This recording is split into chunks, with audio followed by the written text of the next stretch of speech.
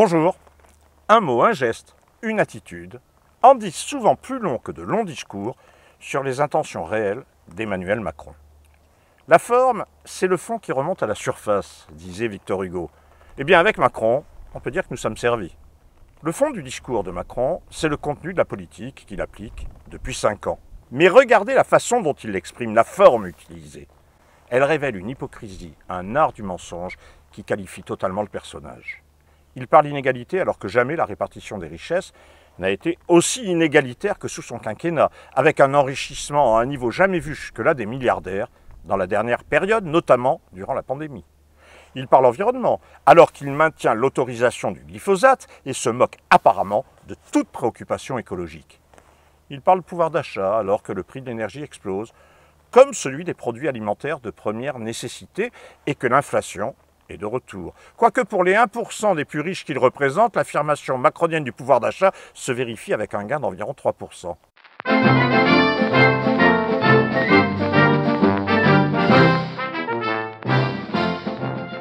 Il parle sécurité, alors que sont en hausse les agressions contre les personnes, les homicides, les coups et blessures, les règlements de compte, les zones de non-droit, les incivilités au quotidien.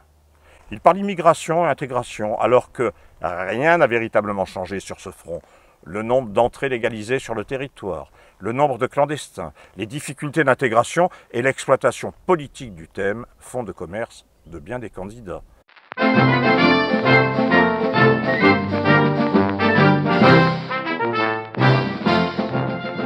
Il parle réindustrialisation.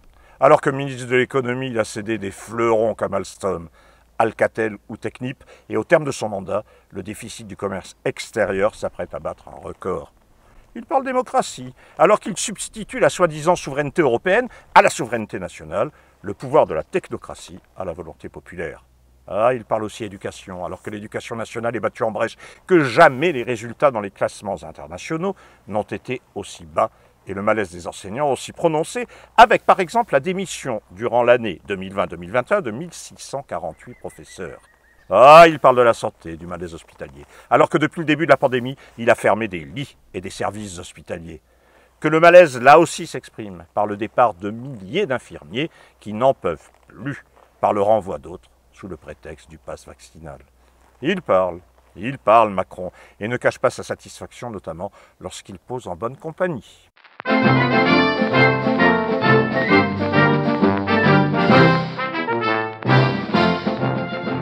La forme, l'hypocrisie permettent bien tout autant que le fond des mesures qu'il applique de définir le personnage. Le fond de son discours pour les 5 ans à venir, il l'égrène discrètement car il sait que s'il était discuté, cela ne permettrait sans doute pas de l'emporter.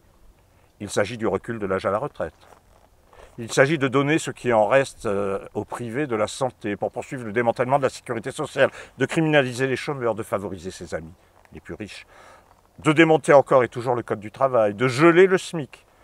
Il s'agit aussi d'instaurer les facultés payantes à l'américaine, de supprimer les 35 heures, de casser l'assurance maladie. Et autres joyeusetés qui n'épargnent aucun domaine. Je ne parle pas des maisons de retraite et des EHPAD, dont tout le monde connaissait avant l'éclatement du scandale la situation sans rien dire et sans rien faire. Oui, mais la forme est plus visuelle et dévastatrice que tous les longs discours. Regardez, face au pass vaccinal, à la mise à l'écart de millions de Français, à l'opposition organisée d'une partie contre une autre, des convois de liberté, comme les Canadiens les ont initiés, se sont ébranlés. Eh bien, la forme macronienne, eh bien, c'est d'abord la calomnie et l'injure, reprise par ailleurs par une bonne partie des organisations politiques, relayées par des chroniqueurs de radio ou pseudo-amuseurs publics aux ordres, tels Sophia Aram, sur France Inter, radio de service public. Elle se qualifie elle-même de bobo assumé et donne scandaleusement la preuve de ses propos.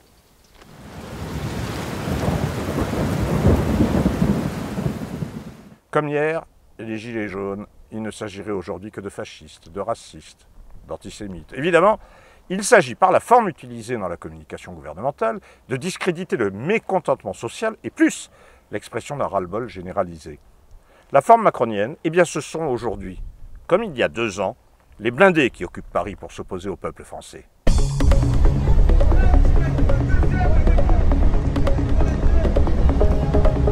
La forme macronienne, c'est simplement instaurer de façon permanente ce qui ne devait être que provisoire. L'état d'urgence, comme l'usage d'une force démesurée, grenades ou gaz par exemple, contre le peuple français. La forme macronienne, c'est la police qui cogne, qui casse des vitres de voitures pour interdire de manifester.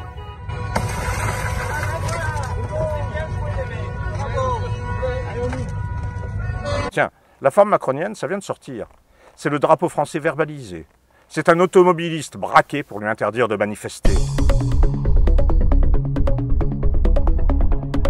Mais la forme macronienne, qui en dit long sur le fond de sa politique, ce sont aussi des mots aussi violents, cinglants que surprenants.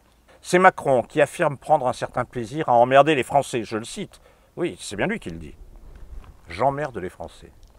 La forme macronienne, c'est déjà l'annonce par Macron qu'il ne participera à aucun débat pour exposer ses positions en toute clarté avant le premier tour des élections. La forme macronienne, c'est au nom du mandat présidentiel, l'utilisation des fonds publics pour mener campagne, sans le dire, tout en le disant, sans être candidat, évidemment, tout en l'étant. La forme macronienne, eh bien c'est la posture de sauveur de l'humanité en Ukraine, de rouleur de mécanique en Roumanie et de servile serviteur des États-Unis comme ambassadeur de l'OTAN en Russie. Mais il en faut pour tous les goûts.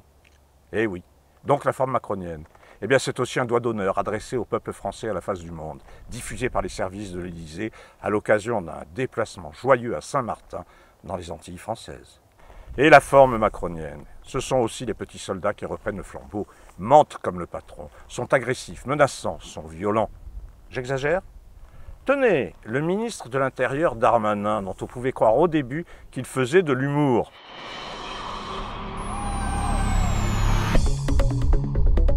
Pas du tout. Il se voulait sérieux, Darmanin.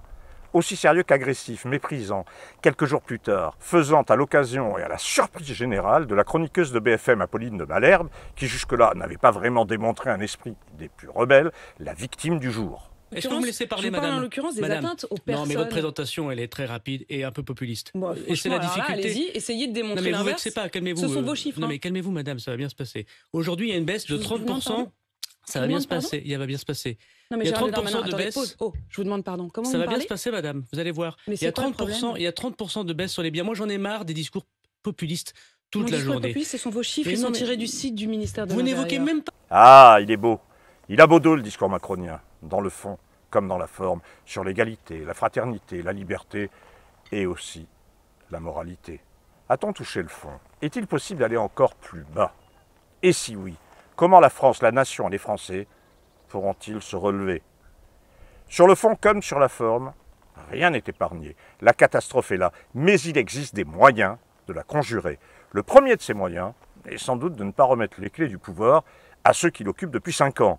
Le second moyen est l'analyse précise qui permet de situer le capitalisme, la mondialisation, la recherche permanente du profit comme priorité du système. Situer tout cela donc comme source du mal à défaire. Et puis le troisième moyen revient à énoncer quelques mesures simples qui permettraient d'engager la rupture avec ce système que Macron représente en toute clarté. Et ces mesures existent. Voilà, c'est tout pour aujourd'hui.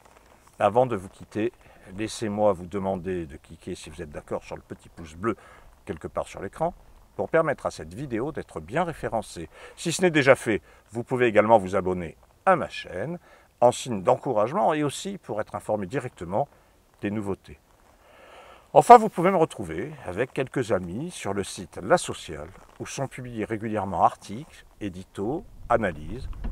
Voilà, c'est terminé pour aujourd'hui. Portez-vous bien. À la prochaine. Salut.